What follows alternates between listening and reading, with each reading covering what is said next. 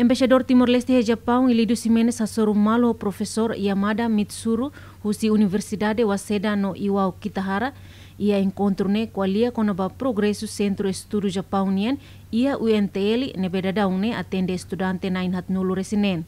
Além de nesse, Ramos expressa ser compromisso a tu continua apoio para desenvolvimento humano em Timor-Leste, mas que ser missão remata e fulan junho tinan idane.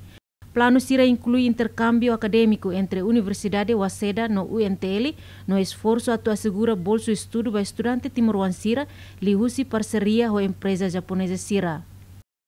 E a minha discussão ainda hoje é objetivo, mas que eu agradeço a minha tulum durante a minha facilidade embaixada e não temos o plano a força litan de preparação de litan para ter recursos humanos também prepara dia aprender no nosso serviço e a Japão.